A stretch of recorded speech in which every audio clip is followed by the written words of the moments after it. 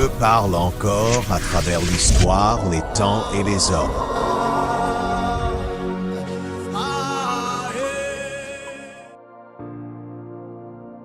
Shalom. Bonjour chers frères et sœurs. Bienvenue dans les chroniques d'Alassane édition prophétique. Nous revoilà. Je suis très content de vous voir ce matin. Je voudrais vraiment bénir le nom de Dieu pour vos vies parce que vous nous suivez depuis quelque temps déjà. Et nous croyons que par la grâce de Dieu, ces messages vont vous édifier et vont vous permettre vraiment de grandir avec le Seigneur et de grandir dans vos visions au nom de Jésus-Christ. Alors ce matin, j'ai un nouveau thème pour vous. Le thème est très intéressant. Ça m'a édifié, je sais que ça va vous édifier. Le thème c'est « La faute n'a pas fermé les cieux », cas de Moïse. La faute n'a pas fermé les cieux, cas de Moïse. Ici, j'ai tiré ce thème de l'histoire des enfants d'Israël quand ils sont sortis de l'Égypte dans Exode 24 à partir du verset 1er, mais je m'intéresse à partir du verset 12. Voilà, quand ils sont sortis de l'Égypte, l'Éternel a voulu alors tisser une nouvelle alliance, une alliance formelle avec les enfants d'Israël. Alors, l'Éternel va faire monter Moïse sur la montagne de Sinaï et là-bas, le Seigneur s'est révélé à Moïse. Et la Bible dit, pour la première fois, on a vu la main de l'Éternel qui a écrit sur les tablettes de pierre. Et c'est là Moïse va recevoir des ordonnances. L'Éternel dit dans Exode 24, verset 12, il dit à Moïse, il dit, monte vers moi et reste là. Je te donnerai la table de pierre, de la loi et des ordonnances. Et là, Moïse est monté, là, obéi à l'Éternel. Et là-bas, Moïse est resté pendant 40 jours, 40 nuits. Il ne mangea point parce que quoi? Dans la présence de Dieu, on n'a pas faim. Alléluia. Alors Moïse est resté là-bas, il a reçu ces tablettes-là. Et les chapitres 25, 26, 27, 28, 29, 30 et début 31 nous parlent de tout ce qu'il y a eu comme discussion avec Moïse. Les préceptes, les lois et les ordonnances que Dieu est en train de former désormais avec son peuple Israël. Et quand Moïse est descendu, dans Exode 31, déjà verset 18, l'Éternel lui dit de descendre. Quand il est descendu, il a vu le peuple d'Israël en train déjà d'adorer des veaux d'or. Et il dansait des danses de fétiche. Et Moïse s'est fâché. En colère, il a laissé tomber les pierres, les tablettes de pierre. Et là, les tablettes se sont brisées.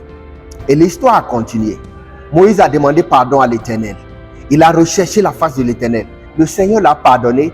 Et le Seigneur lui a dit, remonte encore. Et je te donnerai une nouvelle fois ces tablettes-là. Il est remonté, il a reçu ces tablettes-là. Mais ce qui nous intéresse ce matin, c'est la faute de Moïse. La colère qui a emporté Moïse en faisant tomber les tablettes. Et c'est là que j'ai tiré ce thème-là. La faute n'a pas fermé les cieux. Cas de Moïse. J'ai tiré 2 points très intéressants qui vont vous édifier. Le premier point, c'est que Moïse a détruit l'œuvre de Dieu dans sa colère. Moïse a détruit l'œuvre de Dieu dans sa colère. On ne parle pas de l'œuvre d'un homme. C'est-à-dire, on ne parle pas d'un travail qu'un homme a fait. Vous voyez, si vous détruisez le travail d'un potier, il sera fâché parce qu'il a pris des heures et des heures pour alors fabriquer peut-être une jarre et vous détruisez ça. Ça va lui faire mal. Et peut-être, il ne va pas vouloir vous pardonner. Mais ici, Moïse a détruit l'œuvre de Dieu. Dieu est apparu à lui. Lui-même, il a écrit. Et Moïse a détruit cela. Il n'a pas détruit l'œuvre d'un homme, mais l'œuvre des vraies mains de Dieu. Et le travail de 9 chapitres de la Bible, de Exode 24 à Exode 31. Et Dieu lui-même a dit, a écrit une révélation céleste et une alliance sacrée. Moïse a détruit cela. Je ne sais pas à quel point tu te retrouves actuellement. Tu as peut-être détruit quelque chose de ta vie et tu penses que ce n'est plus possible d'être restauré. Tu as peut-être perdu ta relation passée avec l'Éternel et tu penses que le Seigneur ne peut pas te pardonner. Tu as peut-être commis beaucoup de fautes. Tu te dis que non, cette faute-là, Dieu ne peut pas me pardonner. Tu as tué, tu as commis d'adultère, tu as commis de fornication, tu as commis de meurtre, tu as avorté plusieurs fois et tu te dis non, Dieu ne peut pas me racheter, Dieu ne peut pas me pardonner. C'est faux. Regarde ce que Moïse a fait. Moïse n'a pas détruit l'œuvre d'une personne, d'un homme. Mais c'est pour Dieu, il l'a détruit. Mais Dieu l'a pardonné. Comme quoi, les fautes de Moïse n'étaient pas aussi grandes que l'amour de Dieu. et tes fautes ne sont pas aussi grandes que l'amour de Dieu. Dieu veut te racheter. Et le deuxième point, c'est que la faute est grande, mais le cœur de Dieu est plus grand. Vous voyez, la faute est grande, est très grande même, mais le cœur de Dieu est plus grand.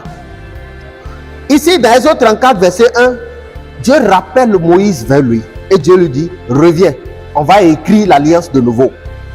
Peu importe ce que tu as fait, peu importe ce que tu traverses, peu importe ce que tu as fait par le passé, et aujourd'hui, tu as des remords. Aujourd'hui, tu traverses cette situation, tu te dis, mais c'est impossible. Le rachat, ma vie ne peut plus, ma vie est désespérée. Je ne peux plus rien avoir. C'est faux, mon frère. Dieu peut te racheter. Et Dieu peut te pardonner, te restaurer. Tu te dis peut-être que j'ai gâté ma vie. J'ai détruit ma vie. Mon avenir n'a plus de sens. Ma destinée est gâtée. C'est faux. C'est Dieu qui a conçu cette destinée-là. Et Dieu peut la restaurer.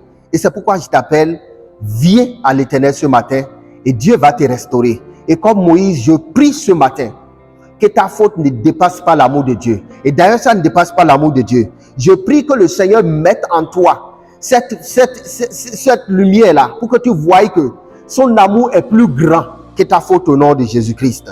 Shalom, mon frère. Soyez bénis et le Seigneur vous réconforte. Amen.